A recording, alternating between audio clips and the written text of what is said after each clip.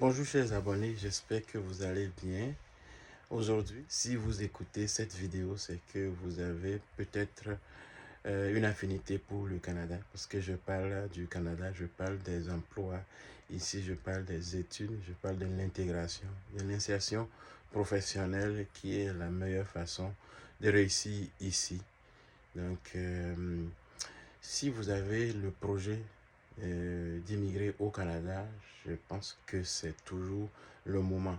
C'est vrai qu'il y a un ralentissement au niveau de certains visas ces derniers temps. Par contre, on voit tranquillement encore une nouvelle amorce. Il faut juste savoir choisir. C'est de ça il s'agit, c'est vraiment important. Et choisir quelle méthode d'immigration qui peut vous aider à atteindre vos objectifs parce qu'il y a plusieurs méthodes d'immigration au Canada. Moi, je parle surtout des études, de l'emploi. Au-delà de ça, il y a plusieurs autres méthodes. Il y a l'entrée express, il y a le parrainage, la résidence permanente, demande de résidence permanente depuis votre pays. Et en passant, vous savez, le Canada fait partie des rares pays qui donnent la résidence permanente du Canada alors que vous êtes encore chez vous. Ça, c'est une grosse confiance qu'on met en vous. Donc, c'est ça. Et vous voyez ceux qui sont ici, pas tout le monde qui, pour la première fois qu'ils ont essayé, ont obtenu le visa et qui sont ici. Donc, ce qui est bien, que quand le Canada te refuse le visa, on te dit pourquoi on a refusé le visa. Ça veut dire que, bon, tu peux recommencer. Recommencer s'il y a des changements significatifs et si tu es maintenant capable de prouver que ce qu'on t'a reproché à ce niveau, il y a des changements, ben, on peut s'essayer. Comme je l'ai toujours dit moi aussi plusieurs fois, pour la première fois, ça n'avait pas fonctionné. Donc, j'ai dû reprendre. Puis là, ça a marché. J'étais à la célébration de la 64e fête de l'indépendance du Bénin hier.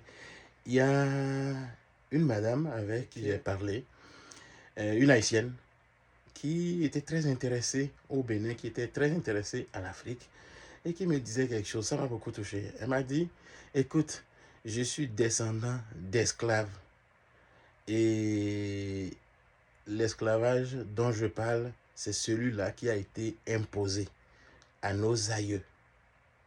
Mais aujourd'hui, il y a une nouvelle forme d'esclavage, mais c'est l'esclavage choisi. Parce que je vois plein de gens qui rentrent au Canada, et pas seulement au Canada, mais dans plusieurs pays développés du monde qui sont à la recherche du travail, et mais qui, sans le savoir, certains se prêtent naturellement de leur propre choix à l'esclavage. Et c'est vrai, je reviens à cette phrase-là que je dis. On dit l'esclavage a atteint son point culminant avec le travail librement salarié. Ce sont les sociologues extrémistes du travail qui disent ça. Je ne suis pas définitivement d'accord. C'est sûr que il faut le salariat, il faut aussi l'entrepreneuriat. Ça dépend de la personnalité de chacun. Ça dépend de comment on est réfractaire au risque ou non. On décide d'être salarié ou on décide d'entreprendre avec les risques que ça comporte. C'est ça. Mais si les sociologues disent ça juste dans une population homogène comme le Canada, c'est un sociologue canadien qui disait ça, comme le Canada, quand vous venez de l'extérieur et que vous ne savez pas comment ça fonctionne ici, vous ne connaissez pas vos droits ici, vous ne connaissez pas comment il faut dealer avec l'employeur, parce que la plupart du temps, en commençant, c'est que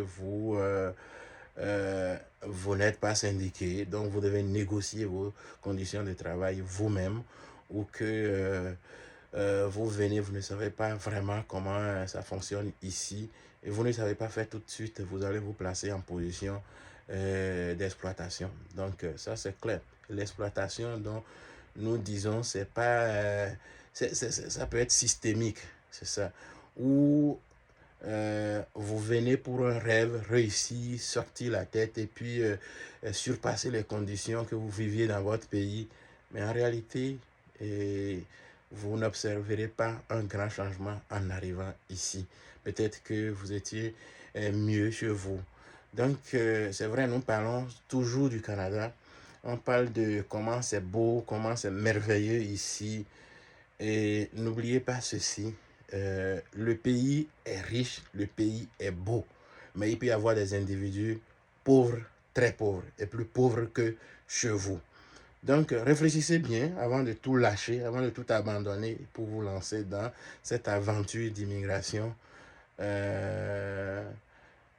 Réfléchissez bien, c'est très important. Donc, c'est ça. Je le présente toujours comme ça pour vous permettre de faire des choix éclairés. C'est bien. Moi, j'ai aimé, j'ai apprécié et ça fait partie de mes objectifs depuis que j'étais très très jeune. Puis j'ai atteint cet objectif et je m'en plains pas. Voilà. Est-ce que c'est le bon chemin pour tout le monde? Je ne pense pas. Donc, c'est ça, on peut réussir en Afrique, on peut couler en Afrique. On peut réussir au Canada, on peut couler définitivement au Canada. Réfléchissez avant de faire vos choix. Merci et à bientôt, Mathieu.